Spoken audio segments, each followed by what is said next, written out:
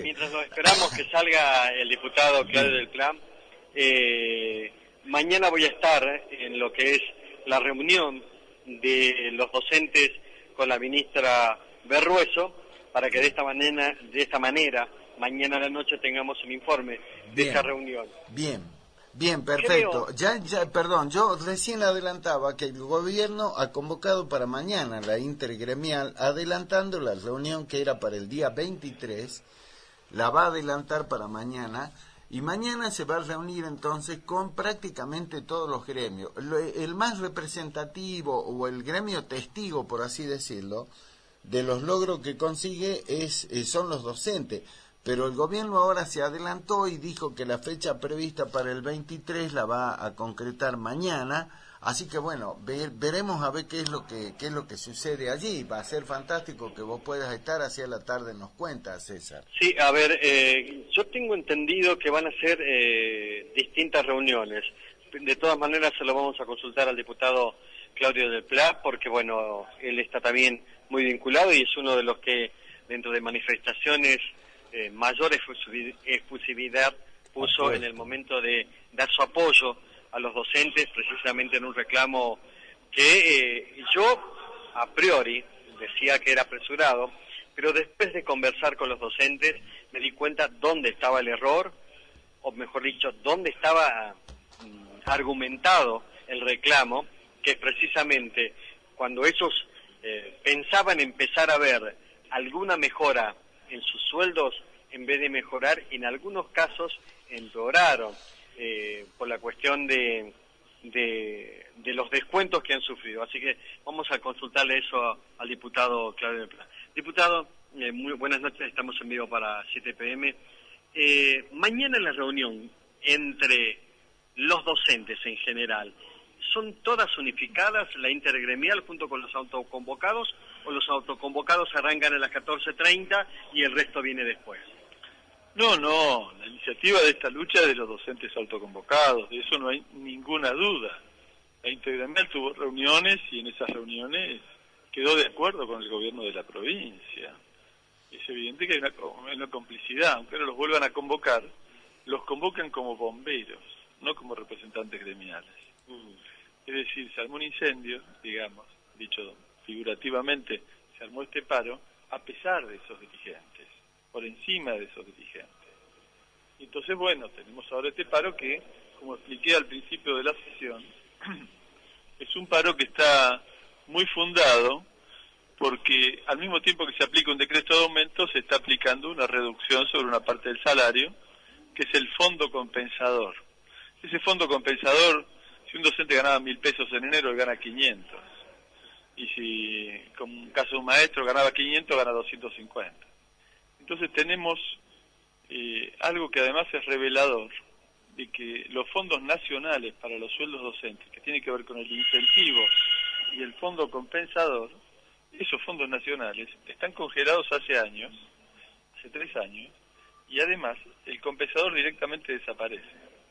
Entonces, tenemos un Estado nacional que se desentiende por completo del financiamiento de los sueldos docentes de la provincia, y lo que emerge, el alarma de este conflicto, es la manifestación de un tema que viene muy de atrás, al punto tal que Pablo López fue autor en el Congreso Nacional, antes de salir del Congreso, de un proyecto de ley para garantizar que Nación mantenga estos fondos y los actualice anualmente y se incorporen a los salarios docentes. Es decir, de que siendo diputado fue defensor de los derechos de los docentes de Salta y de todo el país, planteando esta cuestión que nunca se aprobó y al contrario avanzó esta eliminación progresiva de estos fondos que vienen de la Nación. La provincia es responsable, por supuesto, porque la provincia ha firmado los pactos en los que se acuerda esta reducción de fondos. Es decir, hay una complicidad de Urtubey y de sus diputados nacionales. Por eso no puede hacerse la tonta y decir yo no fui. Tiene que hacerse cargo, no solo de pagar lo que le han descontado, sino de actualizar esos montos de acuerdo a la inflación, porque tendrían que ser 2.000 pesos por agente de fondo compensador y 4.000 de incentivo, simplemente aplicando los índices de inflación. Eso es lo que reclaman los docentes, eso es lo que nosotros apoyamos. Daniel, lo está escuchando el diputado provincial Claudio del Pla. Gracias, César, muy amable. Hola, Claudio, ¿cómo estás? Qué gusto. ¿Qué tal? Con un poco de tos. Sí. Si en algún momento me da un acceso. Has estado cantando mucho, Claudio. No debe ser, no debe ser. No estás cantando mucho.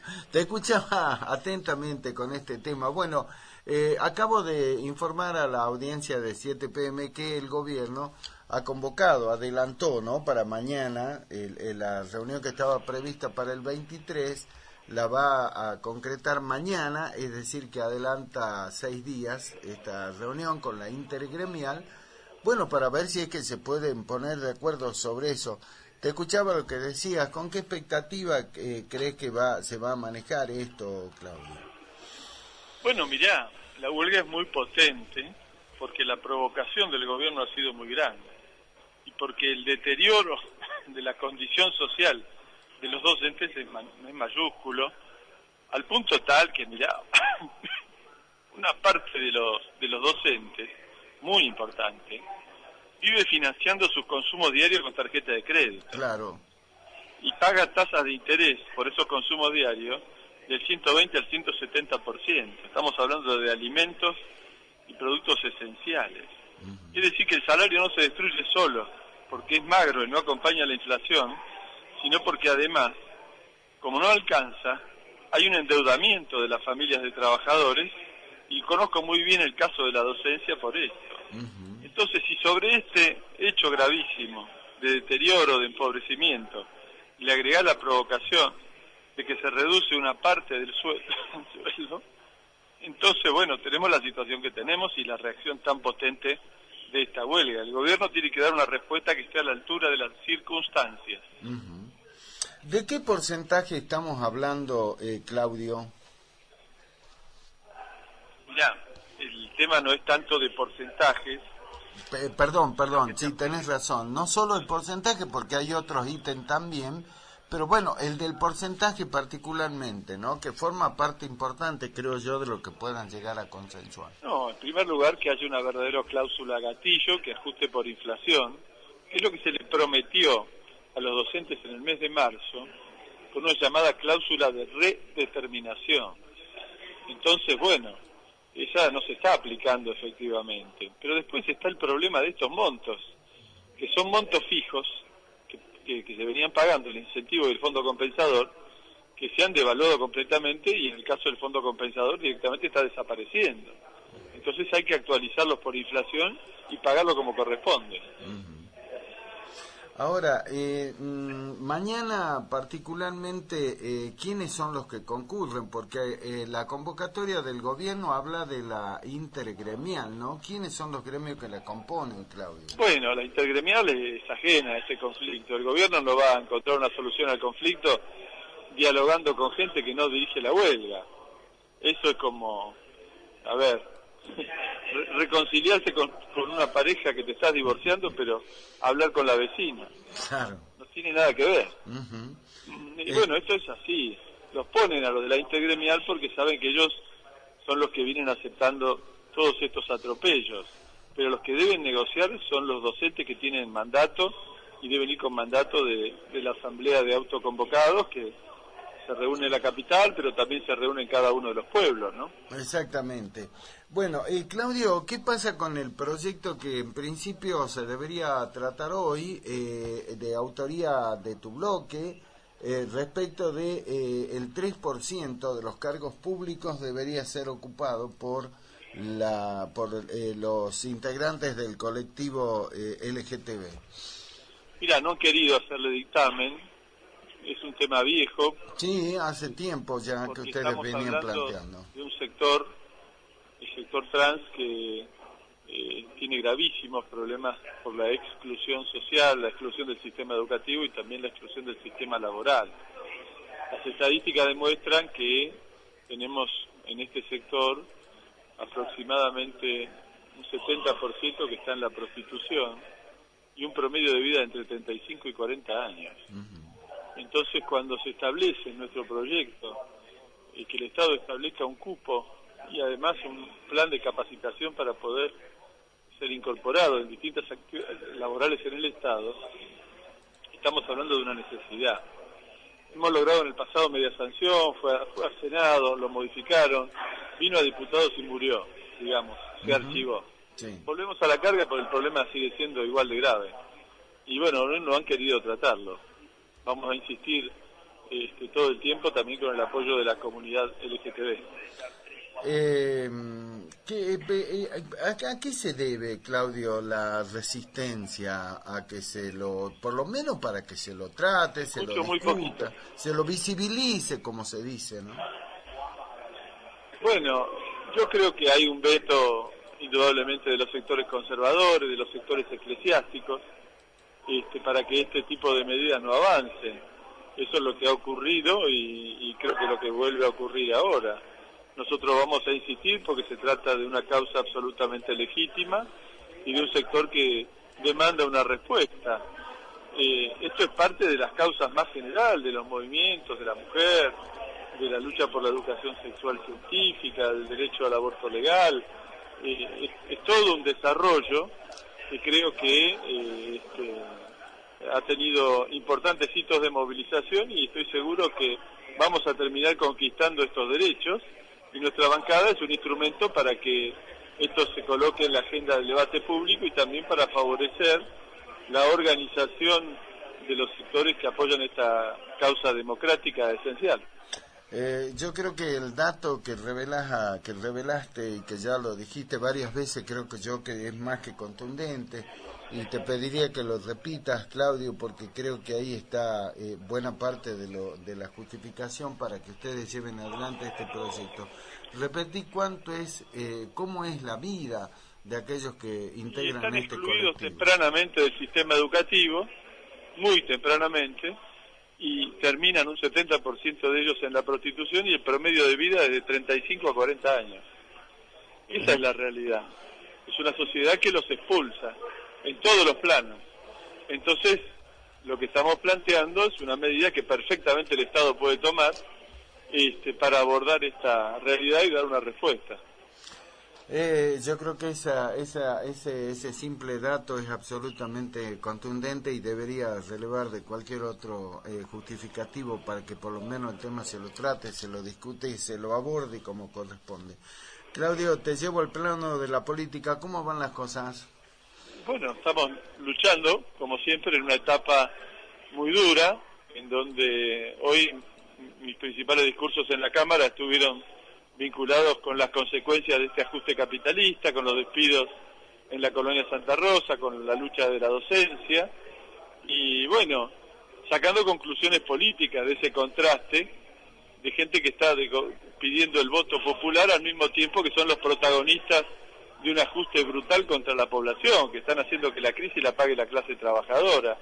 Así que si uno saca todas las conclusiones políticas de estos procesos de lucha social, bueno, la elección debería servir para que crezca la izquierda, del frente de izquierda, donde está el 90% de los partidos de izquierda de este país, que es la única que plantea que la crisis no la paguen los trabajadores, sino que la pague la clase capitalista, que la salida a esta crisis sea una salida obrera.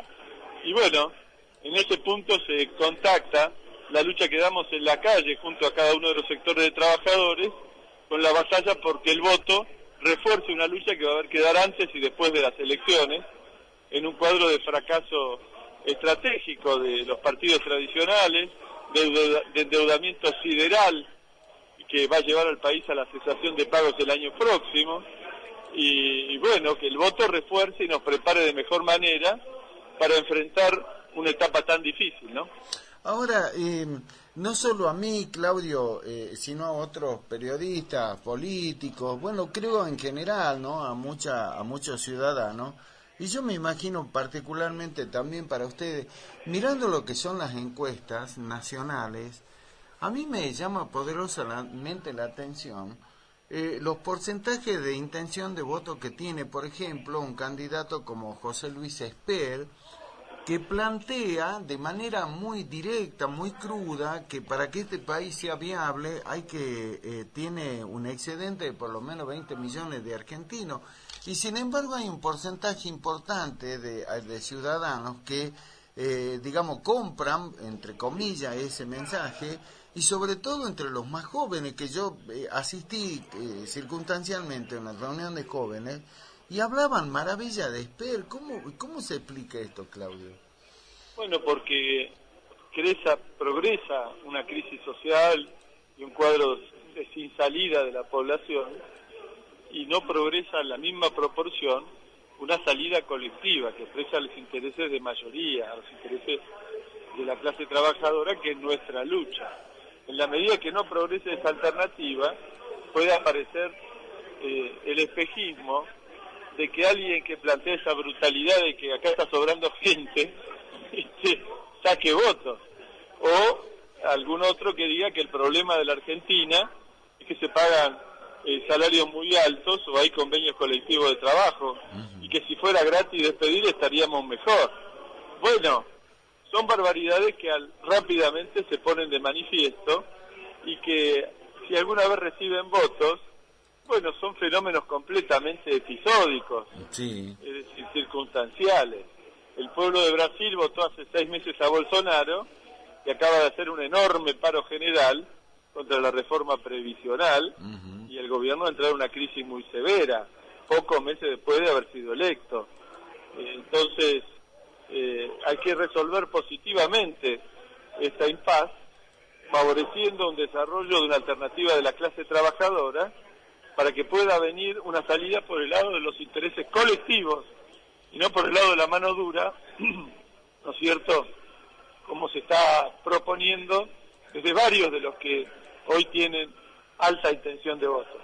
Es increíble realmente, ¿no? Es como votar al verdugo, el tipo que te dice, mira que te voy a arrancar la cabeza, y vos vas y lo votas muy contento. Realmente son cosas que muy difícil de entender, ¿no? Pero bueno, así estamos. Claudio, te libero de tener que seguir charlando conmigo para que cuides la garganta, a ver si tenés que hacer uso de la palabra en el recinto. Lo seguiremos haciendo como siempre, ¿eh? Bueno, con todo gusto, ¿eh? Hasta luego. Te mando un abrazo, chao.